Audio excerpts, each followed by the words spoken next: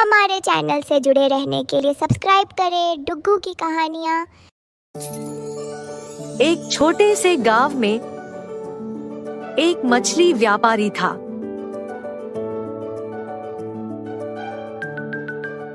जिसका नाम रामू था।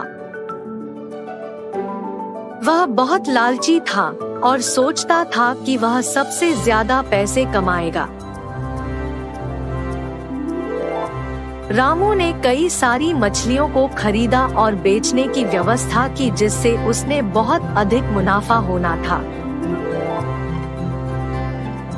रामू जानता था कि लोगों को जो मछलियां सबसे अधिक पसंद आती है, उन्हें ज्यादा पैसे में बेचता था।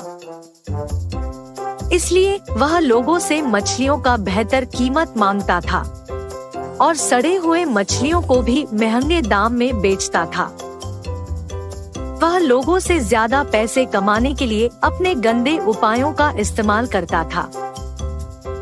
एक दिन रामू ने अपनी दुकान में जोड़ीदारियों की बजाय उबली हुई मछलियों की बिक्री करने का निर्णय लिया। वह लोगों को बताता था कि उबली हुई मछलियां सेहत के लिए बहुत अधिक फायदेमंद होती है और इसलिए वह उन्हें ज्यादा मूल्य में बेचेगा। लोग उसकी बातों में आ गए और वह अपने उबली हुई मछलियों की बिक्री शुरू हो गई और लोग इसमें रुचि लेने लगे। लेकिन उन्हें यह नहीं पता था कि रामू अपनी दुकान में सच में उबली हुई मछलियों की बिक्री नहीं कर रहा था। वह सच में साबुन और पानी के इस्तेमाल से मछलियों को उबलता था और उन्हें उबली मछलियों के रूप में बेच रहा था। इस तरह रामू के उपायों से लोग अस्वस्थ होने लगे और इस वजह से उनकी डिमांड में कमी आने लगी। इसके बावजूद रामू अधिक पैसे कमाने के लिए और अधिक दलाली करने लगा। एक दिन उसके दुकान में एक ग्रामीण महिला आई और उससे मछलियों की खरीद करने के बाद रामू ने उसको ज्यादा मूल्य में मछलियां बेची। लेकिन महिला ने उसे धोखा देते हुए उसकी धोखाधड़ी का रायजगार बताते हुए उसे फंसा दिया। रामू धमकी देने लगा, लेकिन महिला उसके सामने नहीं डरी। महिला ने अपनी बात अंग्रेजी में बताई, जिससे रामू को समझ में नहीं आया और वह उसे छोड़ दिया। रामू अब थक गया था। उसने एक बार फिर सोचा कि वह उबली हुई मछलियों को बेचकर पैसे कमा रहा है, लेकिन अस्वस्थ लोगों की वजह से वह एक अपमानित व्यक्ति बन गया है। उसने फिर से सोचा कि उसकी दुकान में उबली हुई मछलियों को बेचने से बेहतर होगा कि वह अच्छी गुणवत्ता की मछलियां लेकर अपनी दुकान में बेचे। रामू ने अपनी दुकान को बदल दिया और अब वह उच्च गुणवत्ता की मछलियां बेचता था। लोग अब उसकी दुकान से मछलियां नहीं खरीदने लगे और उसकी दुकान में कोई नहीं आने लगे। रामू ने जो उपाय किया था, उससे उसे अधिक दुकान से लोग दूर भागते थे। रामू ये सोचता है कि व्यापार चालाकी से नहीं, सही तरीके से काम करने से सफलता मिलती है। द्वारेश्वर नामक गांव में मस्तान नामक एक कसाई रहता था। उस गांव में बकरे का मांस सिर्फ मस्तान के दुकान में मिलता था।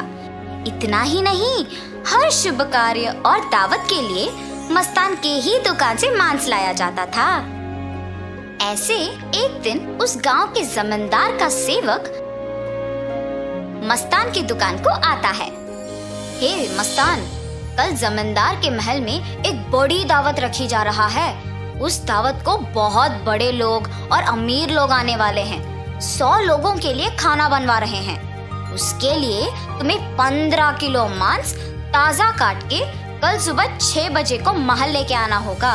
पैसे तुम्हें वहीं पे मिलेंगे। मस्तान सलमान की बात को मान लेता है, लेकिन उसके पास 15 किलो का मांस नहीं होता है। इसीलिए वो बकरी वाले के पास जाता है। रमेश भैया, दरवाजा खटखटाता है। अरे क्या हुआ मस्तान, इस समय पे आए, बात क्या है? जमींदार के घर में दावत के लिए मुझे 15 किलो मांस की जरूरत है। मैंने वचन दिया कि सुबह 6 बजे उनको मांस पहुंचा दूंगा। समय ना होने के कारण मैं अभी तुमसे बकरी खरीदने आया।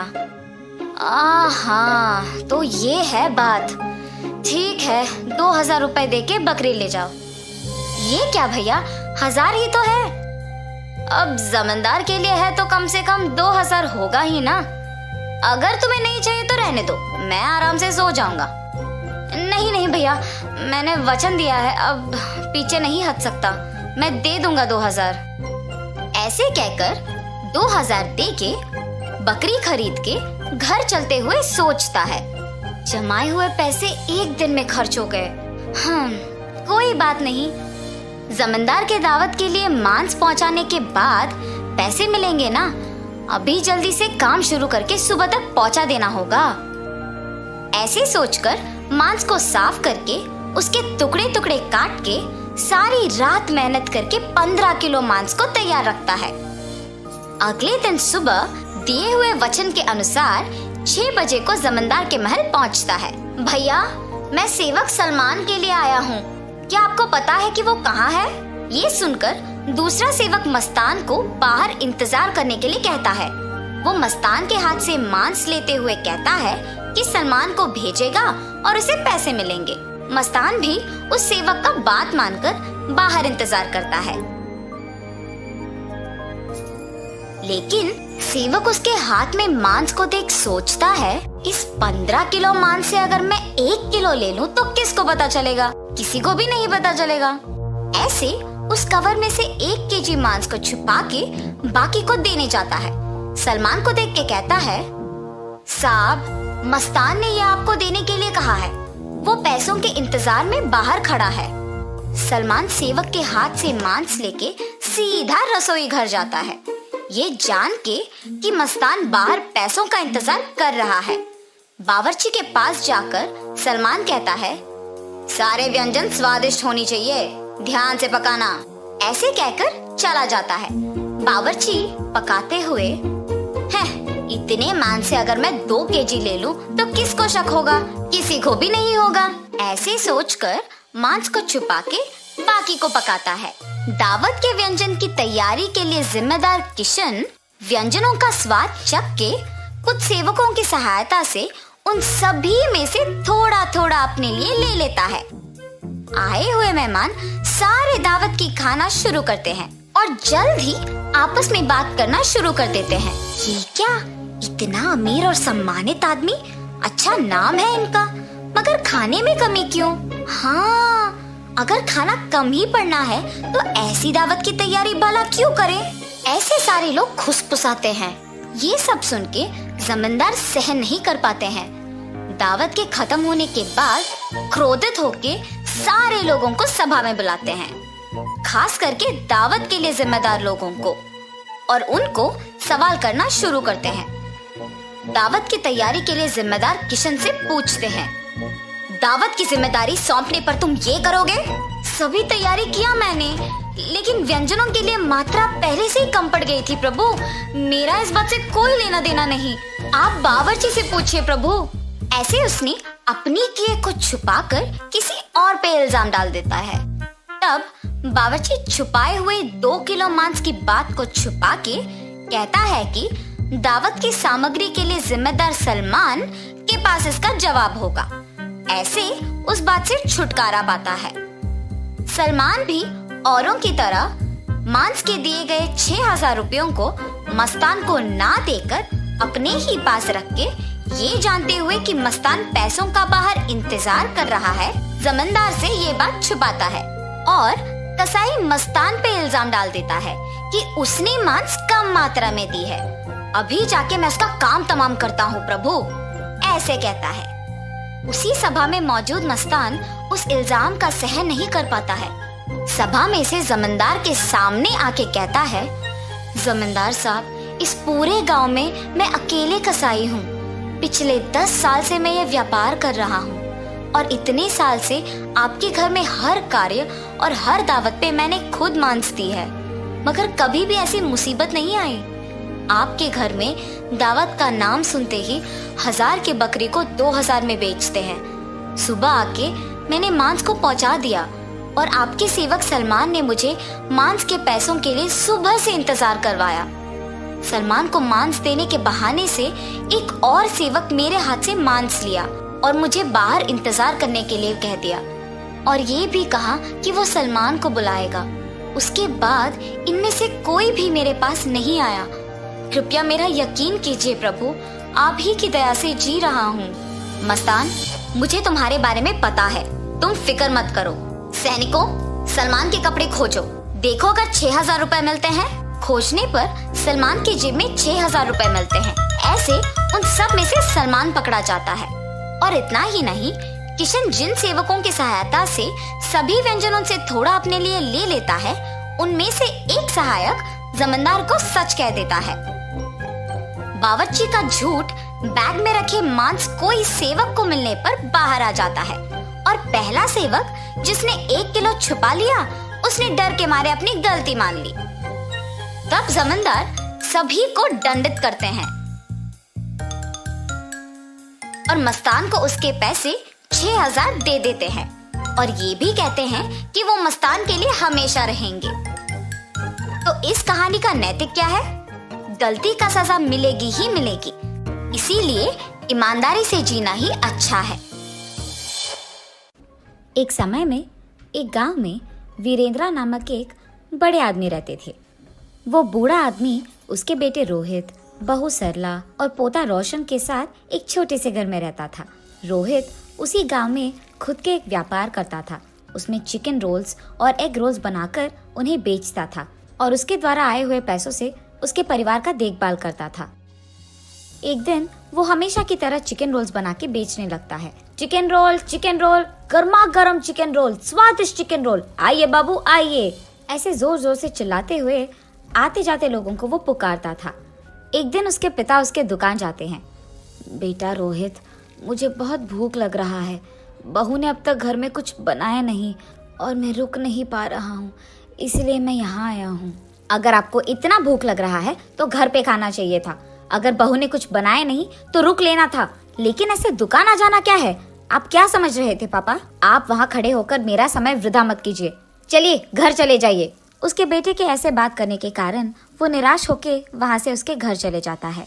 अपने बेटे और बहू को उनकी तरफ ऐसे बर्ताव करते हुए देख और बिल्कुल भी गौरव से पेश आते हुए ना देख वो बूढ़े आदमी बहुत बुरा मानते थे। इतना हो जाने के बाद भी वो घर छोड़कर इसीलिए नहीं जाते थे क्योंकि उनको बेटे पे बहुत प्यार था, इसीलिए वो सहते हुए वो गम में ही जी लेते थे। दूसरी तरफ रोहित को उसके बेटे रोशन से बहुत प्यार था।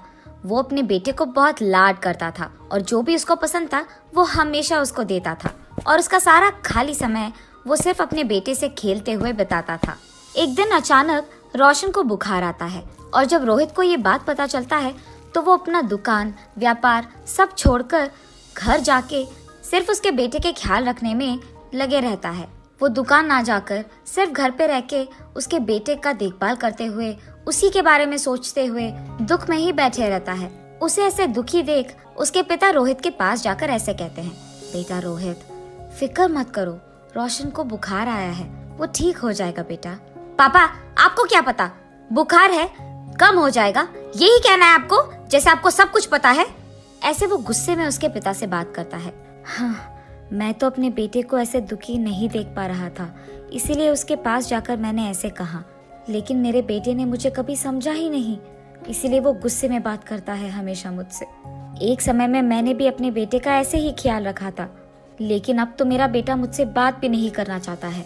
ऐसे सोचते हुए वो बहुत दुखी होता है और उसके बेटे पे प्यार को अपने ही अंदर रख के वो वहाँ से चले जाता है। अगले दिन भी रोहित के बेटे का बुखार कम नहीं होता है और इसी कारण रोहित उसके बेटे को लेकर उसके घर के बाहर बैठ के उसको देख के दुखी होते रहता है। ऐसे जब बाप बेटे दोनों वहाँ पे बैठे थे, उनसे कुछ ही दूर में दीवार पे एक कौवा बैठा था। उसे देख वीरेंद्र ऐसे पूछता है, बेटा रोहित, वो दीवार पे क्या बैठा है? मुझे ठीक से दिखाई नहीं दे रहा है, तुम बताओगे? पापा, वो कौवा है। बेटा, शायद वो कौवा नहीं है, ठीक से देखो, आपको तो दिखाई नहीं देता है। जब मैं कह रहा हूँ कि वो कौवा है तो आप मान क्यों नहीं लेते हो? एक और बार मत पूछेगा, वो कौवा ही है।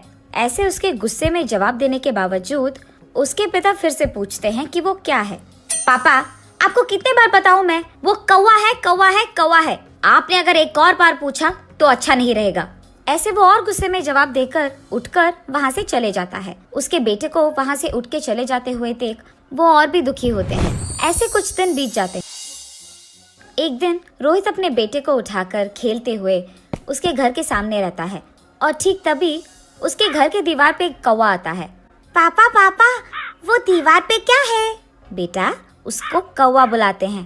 पापा पापा, वो क्या है? उसे क्या बुलाते हैं? बेटा, उसे कौवा बुलाते हैं। पापा, वो क्या है? बेटा, उसे कौवा बुलाते हैं। तुम भी उसे बुला सकते हो। चलो बुलाओ कौवे को तुम्हारे पास। ऐसे वो अपने बेटे को कौवे के बारे में सिखाते रहता है, लेकिन उसके बेटे को कुछ भी समझ न आने के कारण वो लगातार एक ही प्रश्न पूछता है कि वो क्या है और उसे क्या बुलाते हैं, और ऐसे 20 बार करता है। इतने बार पूछने के बावजूद रोहित उसे बहुत सब्र से समझाता है। उसे जरा सा भी गुस्सा नहीं आता है। पापा फिर से बोलिए ना। बेटा, वो एक कौवा है। एक दिन जब मेरे पापा ने यही बात पूछी थी तो मैंने उन पर गुस्सा किया था और उन्होंने सिर्फ 3 बार पूछा था, और इसीलिए क्योंकि उनको दिखाई भी नहीं दे रहा था। लेकिन जब मेरे बेटे ने 20 बार भी पूछा तो मैंने उस पर जरा सा भी गुस्सा नहीं दिखाया और बहुत सब्र से उसको सब कुछ समझाया। मेरे पापा ने भी मेरा इतना ही ख्याल रखा था बचपन में, लेकिन बड़े हो जाने के बाद मैं उनका ख्याल नहीं रख रहा हूँ। ऐसे सोचते हुए वो बहुत दुखी होता है और ठीक तभी उसको घर के अंदर से जोर जोर की आवाजें आने लगती है। मेरी बीवी किससे बात कर रही है? ये सोचते हुए वो घर के अंदर जाता है। तुम्हारा बेटा तुम्हारा ख्याल नहीं रखता है, मैं भी तुम्हारा ख्याल नहीं रखती हूँ, फिर भी आप इसी घर में रहते हो, कभी बाहर जाते ही नहीं हो। शर्म नाम की कुछ चीज भी है आपको? उसके बहू को ऐसे बात करते हुए चिल्लाते हुए देख वो कुछ नहीं कहते हैं और बस चुपचाप बैठे रहते हैं। सरला, मेरे पापा बूढ़े हैं, क्या बड़ों से ऐसे ही बात किया जाता है? उनका देखभाल करना हमारी जिम्मेदारी है, ये मत भूलो। और तुम पापा से ऐसी ऊंची आवाज में बात कर रही हो?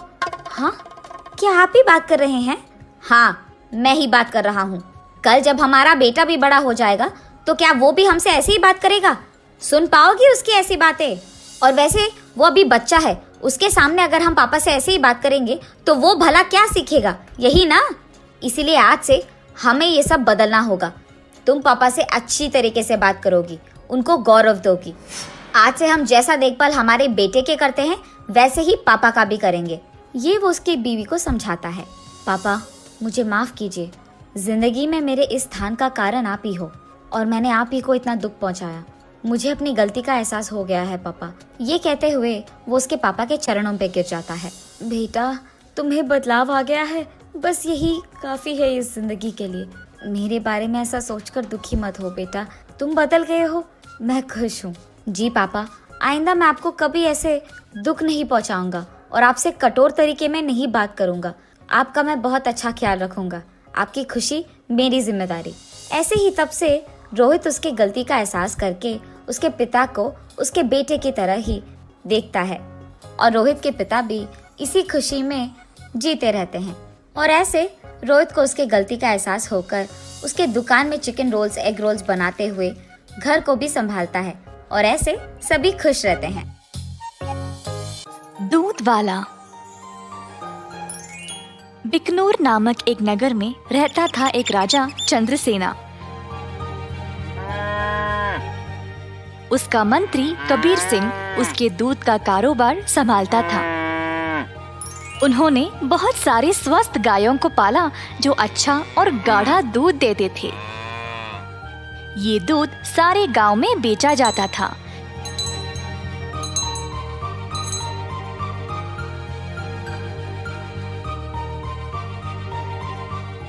कबीर सिंह खुद सब कुछ संभालता था। कबीर सिंह की पीढ़ी भी महाराजा के लिए काम करते आ रहे थे और इस वजह से चंद्रसेना उसका बहुत आदर करते थे। कबीर सिंह ने भी राजा को कभी भी निराश नहीं किया। सारे गांव में उसका अच्छा नाम था। हर रोज कबीर सिंह खेत पर जाता था। उसने बहुत लोगों को काम पे रखा गायों की देखभाल के लिए, ताकि वे अच्छे से खाए और सेहतमंद रहे। गायों को घास चराने के लिए वह दिन में कम से कम 2 बार भेजता था।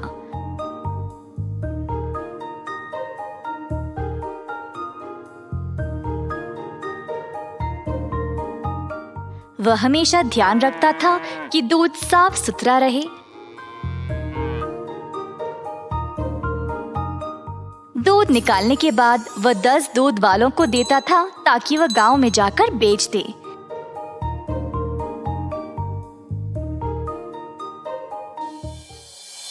दूध वाले कबीर सिंह को पैसे देते थे और कबीर जाकर चंद्रसेना को। चंद्रसेना ने देखा कि कैसे कबीर ईमानदारी से काम करता था और उस पे पूरा भरोसा रखा। महाराज कबीर के साथ अच्छा बर्ताव करते थे और कबीर राजा के बारे में भी अपनी बहनों को बताया करता था। एक दिन जब कबीर घर वापस आया तो उसने अपने बहनों को बहुत गुस्से में और परेशानी में देखा। क्या बात है, तुम सब इतने गुस्से में क्यों हो? हम तीनों की उम्र हो गई है शादी के लिए, पर क्या फायदा, शादी के लिए पैसे ही नहीं है। कपड़े और गहनों को छोड़ो, हमारे पास खाने पीने के लिए पैसे काफी नहीं है। मैं तुम लोगों के लिए ही इतना मेहनत करता हूँ, अगर इससे भी खुश नहीं हो तो मेरी सारी मेहनत ही बेकार हो रही है।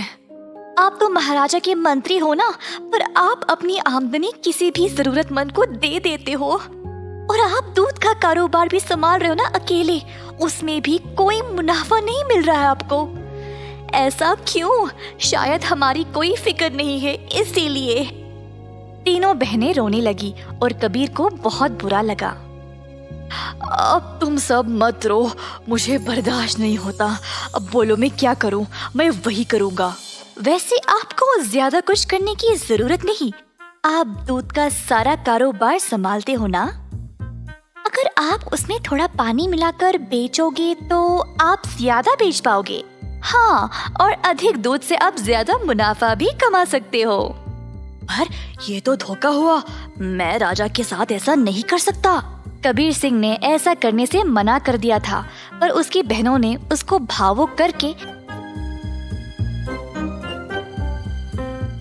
जैसे तैसे उससे ये काम करवा ही दिया। कबीर सिंह अक्सर कमाए गए पैसे राजा को देता था और बाकी के पैसे अपनी बहनों को देने लगा। मुझे ऐसा करना नहीं पसंद, ये आखिरी बार है, इसके बाद मुझे ये सब करने के लिए नहीं बोलना। कबीर की बातें सुनकर बहनों ने उसको पैसे वापस किए और घर छोड़कर जाने का नाटक करने लगे। कबीर के पूछने पर तीनों ने धमकी दी कि वे घर छोड़कर चले जाएंगे। मजबूर होकर कबीर को उनकी बात माननी ही पड़ी। कमाए गए पैसे राजा को देकर अधिक पैसे अपनी बहनों को देने लगा। ये सिलसिला कई दिनों तक चलता रहा। कुछ ही समय में कबीर की बहनें नए नए साड़ियां और गहने खरीदने लगे और अच्छा खासा खाने भी लगे। उनकी जिंदगी ही बदल गई। घर पर बैठे बिना तीनों सज धज के बाहर घूमने लगे, सबके आगे दिखावा करने के लिए।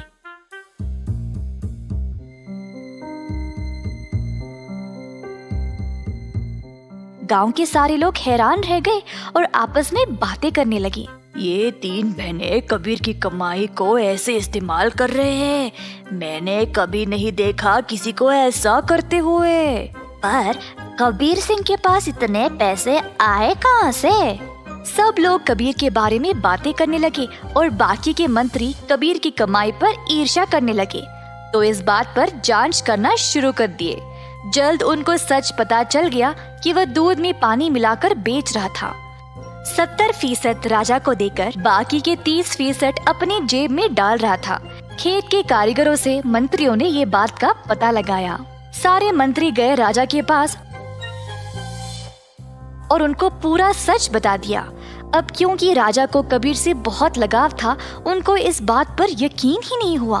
पर उनके पास और कोई रास्ता नहीं था सिवाय कबीर को दंड देने का।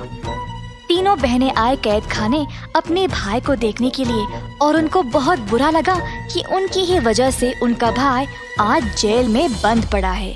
बहनों को अपनी गलती का एहसास हुआ और तीनों गए महाराजा के पास और उनको सब सच बताया कि असल में ये सब उन तीनों की ही गलती है और कबीर दोषी नहीं है। उन्होंने राजा से भीख मांगी कबीर को छोड़ने के लिए।